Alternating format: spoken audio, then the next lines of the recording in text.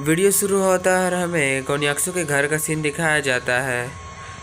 जहाँ पर हमारी फैमिली गुस्से में घर आती है और फिर जल्दी से अपने कपड़े पैक करने लगती है और सारे मेड उसे देख रही होती है। तभी वो चिल्लाते हुए बोल रही होती है, गोन्याक्सू तुम कुत्ते कहीं के,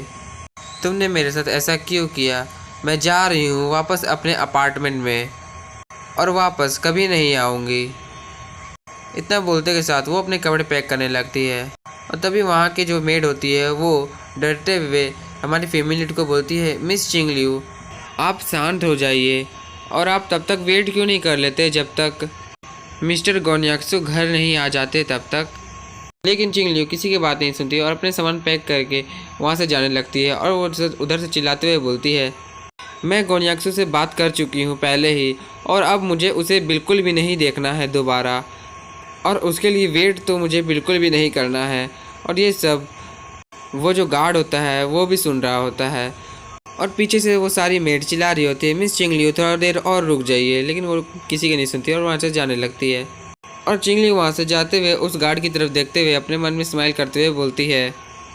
मैं और गोन्याक्सू बहुत ज़्यादा ही अच्छा परफॉर्मेंस कर रहे हैं, इतना कि हुयन और लू जिनसू को तो हम पे पूरा ही भरोसा हो चुका है। अब इस गार्ड की बारी है कि जब वो लू जिनसू को कॉल करे उसके बाद हमारा अगला दाव चलेगा। और जैसे ही चिंगलियू को बाहर जाते हुए देखता है वो गार्ड, वो शैतानी स्माइल करते हुए अपने मन में बोलता है, चिंगलियू तो सच में ही गोन्याक्सू को छोड़ के जा रही है, मुझे जल्दी से जल्दी ये इन्फॉर्मेशन प्रेसिडेंट लू को देनी चाहिए, वो तो बहुत ज़्यादा ही खुश हो जाएंगे। ये सोचते के साथ ही वो जाके कोने में चला जाता है और कोने में जाते के साथ लू जिनसू को कॉल लगा के बोलता है, हेलो प्रेसिडेंट लू, ये मैं ली डाओ बात कर रहा हूँ। मैंने अभी अभी देखा कि मिस चिंगलियू घर आई और फिर अपने सामान को पैक करके वहाँ से निकल गई और चिल्लाते हुए गई कि मैं अपने अपार्टमेंट वापस जा रही हूँ। इतना सुनते के साथ तो लू जिनसू ही बोलता है, क्या तुम सच बोल रहे हो? क्या तुमने सच में सुना है कि वो अपने अपार्टमेंट वापस जा चुकी है?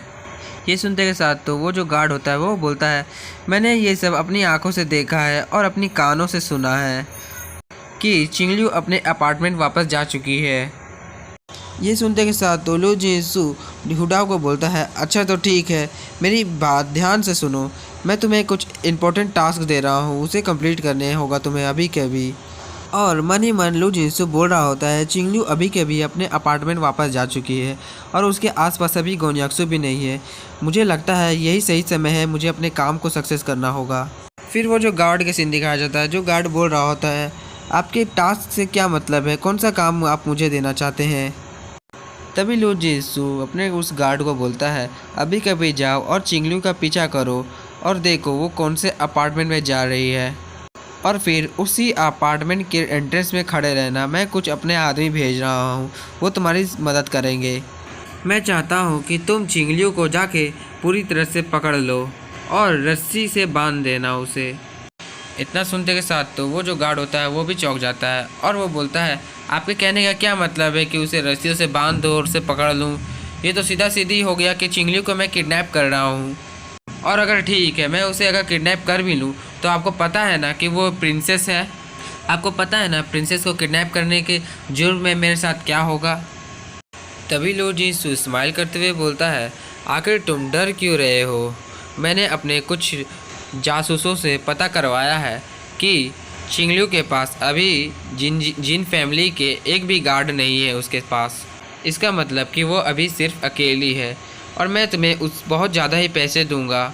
इतने पैसे दूंगा कि तुम कभी कमा भी नहीं पाओगे, और ऊपर से मैं तुम्हें एब्रॉड भेज दूंगा, तो वहाँ पर तुम अपनी पूरी ज़िंदगी काट सकते हो, बस एक बार ये काम कर हो जाए तो। एब्रॉड का सुन के तो वो जो गार्ड होता है वो पूरी तरह से खुश हो जाता है और बोलता है, आपके कहने का क्या मतलब है, क्या आप मुझे वहाँ एब्रॉड में भेज रहे हैं? ठीक है लू सर, मैं आपका काम करने के लिए एकदम तैयार हूँ, आप अपने आदमियों को भेज दीजिए, मैं जा रहा हूँ चिंगलियू को फॉलो करने के लिए।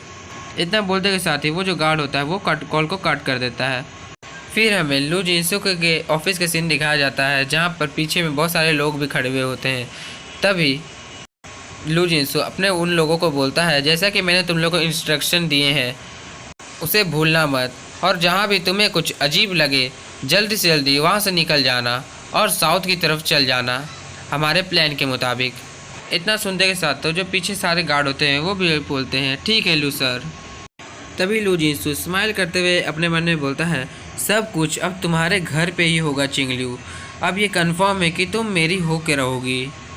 एक बार बस मेरा जब प्लान सक्सेस हो जाए और चिंगलू मेरी हो गई, उसके बाद तो मैं चिंगलू के साथ ही उसके रॉयल फैमिली में मेंबर बन जाऊंगा।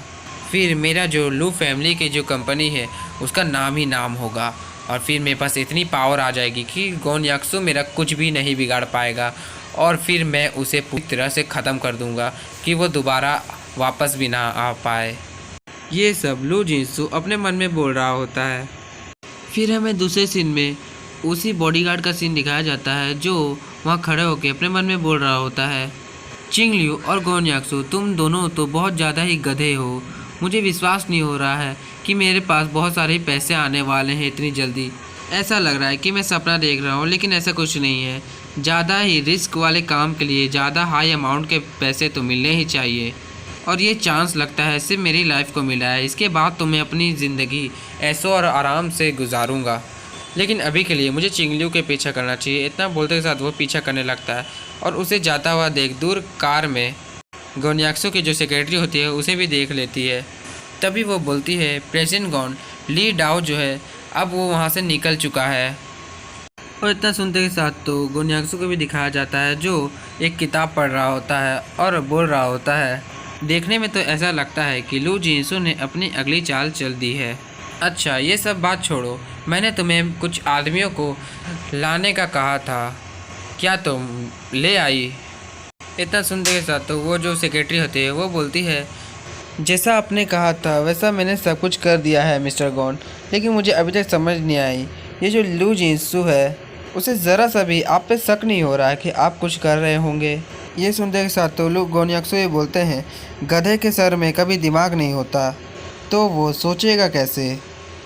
फिर तभी गोन याक्सू अपने ड्राइवर को बोलते हैं ठीक है तो जल्दी से अभी कभी चिंगलू के अपार्टमेंट की तरफ चलो। और तभी वो ड्राइवर ही बोलता है अच्छा ठीक है सर, और इतना बोलते के साथ वो गाड़ी स्टार्ट करके वहाँ से चला जाता है। और फिर हमें उस सेक्रेटरी का सीन दिखाया जाता है जो गोन याक्सू को देखते हुए अपने मन ही मन बोल रही होती है हु यान और लू जिनसू पूरी तरह से गधे हैं, उन लोगों को ज़रा सा भी अकल नहीं है कि उन लोगों ने जो भी प्लान बनाया है वो मिस्टर गोन याक्सू के अंडर में ही कंट्रोल में है, वो सब कुछ कंट्रोल कर रहे हैं। मैं तो बस भगवान से यही मनाऊंगी कि वो दोनों ज़्यादा कुछ ऐसी अजीब हरकत ना कर दे जिसके कारण मिस्टर गोन उन पे बहुत ज़्यादा ही गुस्सा करें। फिर हमें उसी बॉडीगार्ड का सीन दिखाया जाता है जो वहाँ पर सिगरेट पी के पूरा 4 से 5 सिगरेट पी के नीचे फेंक गया होता है और बहुत ज़्यादा देर से वहाँ खड़ा होता है चिंगलू के अपार्टमेंट के बाहर। तभी वो बोलता है डैम इट, आखिर लू जिनसू के आदमी है कहाँ, मेरे तो पैर दर्द कर रहे हैं यहाँ पर खड़े होते होते। लेकिन तभी उसी के पीछे से लू जिनसू के आदमी आ जाते हैं और उसे बोलते हैं क्या तुम्हारा ही नाम ली डाओ है? तभी ये सुनते के साथ तो वो बॉडीगार्ड भी पीछे घूम जाता है और उन लोगों को देखता है और बोलता है आखिरकार तुम लोग यहाँ पर आ गए हो। तभी वो उन बॉडीगार्ड्स को बोलता है हाँ तुमने सही पहचाना, मैं ही ली डाओ हूँ, क्या तुम लोगों को प्रेसिडेंट लू ने यहाँ पर भेजा है? ये सुनते के साथ तो वहाँ पर जो मेन गार्ड होता है वो बोलता है हाँ तुमने सही कहा, जैसा कि हमारा प्लान था उसी के अकॉर्डिंग हमारा प्लान चलेगा और हमें काम अपना जल्दी जल्दी करना होगा।